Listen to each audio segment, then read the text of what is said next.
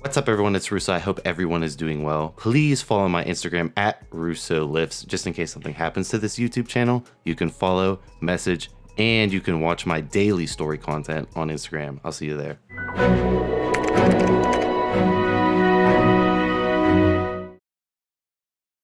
What's up, everyone? It's Russo. I hope everyone is doing well. Welcome back to the channel, reviewing every single compound. I'm trying to have this channel be the encyclopedia of PEDs as far as giving you a baseline of, how you should go about your research, what you should know going into a compound, and ways to expand your knowledge further than this video, as well as my documentation, my PED abuse over the years, as well as, training advice and stuff. So if that interests you, please hit the subscribe and like, because I'm trying to wake this channel up from a shadow ban. We'll see if I get it done or not. Today I'm going to be going into RAD-140, just an in-detailed review, as well as my personal experiences. So let's get started. So RAD-140 is a selective androgen receptor modulator, non-steroidal structure, and does not convert to estrogen or DHT. It's a synthetic androgen that binds with the androgen receptor operating in the androgen pathway as far as muscle building is concerned. RAD-140 is also coined Testalone. If you see it online, it could be referred to as that. But RAD-140 is extremely popular when it comes to the underground SARM scene, probably being one of the most popular. Now, I was the first one to document RAD-140 a couple years ago. I did RAD-140 only before any steroids ever entered my body, so that gave everyone a good baseline of what's achievable with RAD-140 only and what happened to me. And I will go and touch into that. But basically, I wanted to go into the cool things about the data surrounding RAD-140. So first off is that extremely high binding affinity, right? Extremely high binding affinity to the androgen receptor. So that means with something like RAD-140, right, if you are utilizing testosterone with it, you just need to take into consideration that the RAD-140 100% of the time is going to beat your natural testosterone to the androgen receptor and boot it off, or it's going to boot off other steroids or synthetic testosterone that you're injecting. So what does that mean in layman's terms? Basically, if you're blasting a bunch of tests and then you add in a high dosage of RAD-140, there's going to be a lot of tests that's booted off the AR, thus resulting in more estrogen to DHT conversion, which could lead to more side effects of hair loss, as well as estrogen, water retention, gynecomastia. Basically what I'm saying is you must adjust the testosterone dose accordingly, because you need to take into consideration that RAD-140's binding affinity is so strong that it gets first dibs on the AR, right? And I don't know how many androgen receptors you have. Obviously, the more you abuse steroids for a long period of time, the more AR that build up in your body. But some people might not have a lot of AR, and that's going to be a lot of unwanted side effects that could be avoided and really no more results, because you just have free testosterone floating around binding with whatever. So got to keep that into consideration.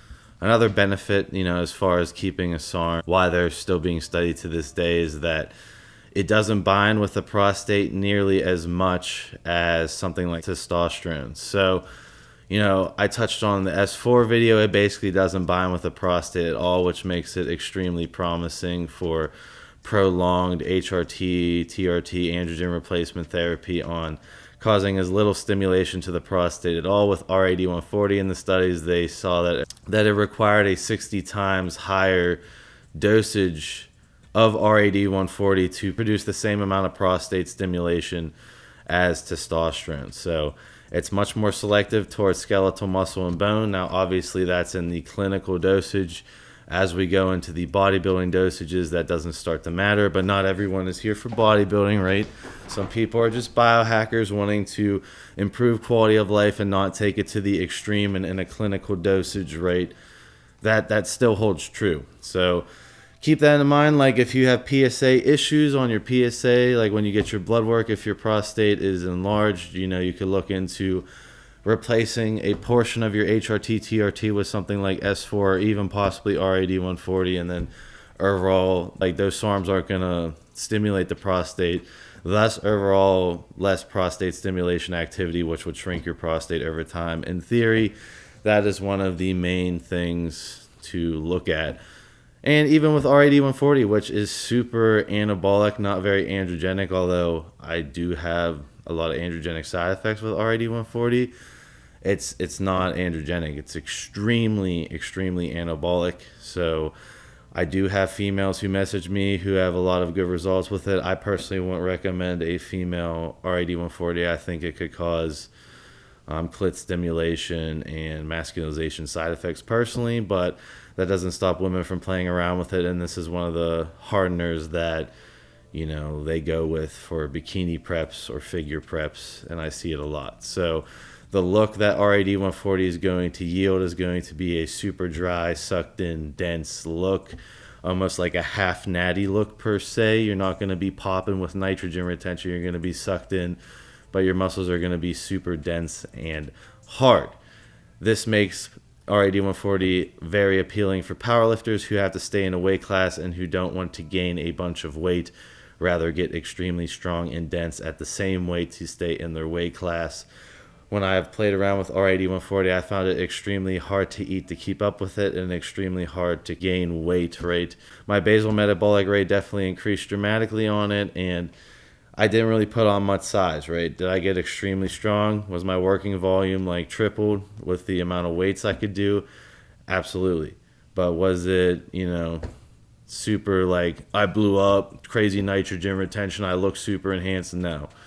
No, a half natty look sucked in, but I put on crazy powerlifting type strength gains that I did zero programming on. I remember with my RAD-140 cycle, which I document as a transformation, which I'll have Dante play a snippet of that now. Like at the beginning of that cycle, I was struggling to do 225 for 5. At the end of that 6 weeks, I was banging 275.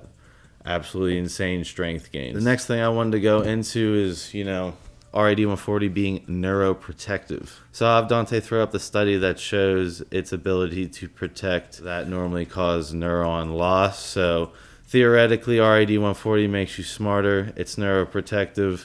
And I do notice a bit of a mental euphoria. I definitely feel like I can focus harder with RAD-140 personally. And I feel ultra stimulated, both central nervous system wise as well as my brain. You know, it's a strange one, right? RAD-140, as far as the mental effects, it's going to be different, but I could see it causing extreme amounts of anxiety because it's so overstimulating on the CNS. And what we've soon come to realize is, like, when I first started messing around with RAD-140, you know, we all thought the half-life was like 24 hours. The half-life, in my opinion, is realistically probably closer to a couple days. So the amount of RAD-140 I had built up in my system during those experiments was pretty crazy, which led me to an overstimulated central nervous system. So my central nervous system was constantly firing. I had crazy fast reaction times.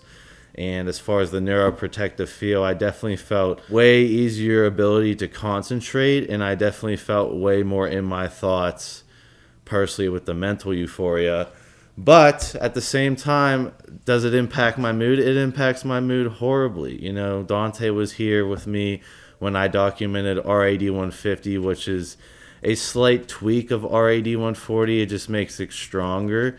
And I was snapping on him randomly. Like, it's so annoying is the mood change, at least for me. You know, I've been born with bipolarism. I know what it's like when my mood changes. And RAD-140 is one of those ones where I find myself failing to catch myself until after, you know, I blurt something out that's someone else is at the wheel, right? So RAD-140 definitely makes you hyper aggressive, definitely isn't, you know, the one that's going to make you confident. Like Austrian, I feel great. I feel confident. I love that just for the mental feeling alone. RAD-140 makes me snappy, more agitated, less tolerance for bullshit. And, you know, I'm constantly like extremely mentally driven on it because of the neuroprotective effects as well as the central nervous system stimulation. All that stacked together makes it way more of an edge mentally. So I will say that. But with the neuroprotective thing, it's very promising that this could, you know, prolong Alzheimer's with older patients. So if you're using it in a clinical setting to, you know, prolong quality of life for, say, old people, right? It's not binding with the prostate nearly as much. It's protecting neurons, and it's densifying your bones as well as stopping muscle atrophy. So as far as an anti-aging drug in a small dosage, there's a lot of promise on paper. Other side effects to note would be that it's not a hair-safe compound whatsoever. It's going to cause tons of shedding. It's horrible on your lipid panel. My lipids get destroyed on RAD-150, RAD-140 compared to other androgens. So have to keep that in mind, that you will need to make cholesterol a priority, right? You will need to be constantly monitoring your HDL and LDL, and that RAD-140 doesn't help. The hepatotoxicity is on the lower end, right? Obviously dosage dependent, but it's not nearly as bad as like a 17-alkylated methylation steroid. So there's that. It causes insomnia from the extreme central nervous system stimulation. So that's why you get so strong on it, is because your central nervous system is firing so much more than when it would naturally, but it's going to make it much harder to sleep, and the RAD insomnia is real. My friends, they can concur with me that it's very hard to sleep, and I can say that too as an insomniac, that it doesn't help. It doesn't help, and you just feel like when you're sitting there trying to sleep, like you're ready to go. And with the half-life being much longer than people think it is, I can see people stacking it up way higher in their system than they think they are, thus resulting in horrible insomnia. And we all know that sleep is critical for muscle gain and strength gain and performance. So you could either combat that with sleep medications or supplements, or lower the dosage. So keep that into consideration. It is extremely suppressive, right? You will 100% need a testosterone base or some sort of exogenous estrogen to add into the cycle. I'll have Dante link up the card called, test bases and androgen bases. I'm not going to go on a caveat to explain that in detail, but you will need a testosterone base, such as testosterone under it, preferably at 200 to 300 something milligrams a week, or you will need something that converts into estrogen. You could even use something like birth control alongside RAD-140, because RAD-140 does not convert into estrogen or DHT, and is going to suppress your natural testosterone, which is needed for your estrogen conversion, right? That is what's needed. So you have to replace that estrogen conversion, because you will get fully shut down on this. Now, as far as PCTs, definitely need a full SARM setup to, put that speed bump there to make PCT easier. So I would definitely recommend clomiphene, Nolvadex, or Tormorphine as far as a mitigation method into PCT to help restart the HPTA faster. But yeah, that's my overall thoughts on RAD-140, right? It's definitely extremely popular. It makes me super hyper aggressive. It brings the bipolar alter ego out of me much more than other androgens. It's not hair safe. It gives me weird acne personally, but when it comes to not gaining a lot of weight, gaining a shit ton of strength, and being hyper aggressive in the gym, and giving you a dense, hard, sucked in look, and shredding you up, lowering fat, it's hard to beat, right? It's hard to beat, considering that you're not having to deal with estrogen or DHT issues, because RAD-140 doesn't convert into estrogen or DHT. It's neuroprotective. It definitely makes you smarter. It definitely will prolong the symptoms of Alzheimer's in older people. Yeah, so it's neuroprotective. It doesn't cause nearly as much prostate stimulation, meaning if you're doing HRT, TRT, and you lowered your overall androgen dose and replaced it with RAD-140, you would have a less overall prostate stimulation. So there's a lot of benefits on paper. Is it side effect free? No, there is a lot of side effects associated with RAD-140, but you do get a lot of results out of it. So comment down below your experience with RAD-140, as well as check out the rest of my channel, guys. I hope I see you in my next video.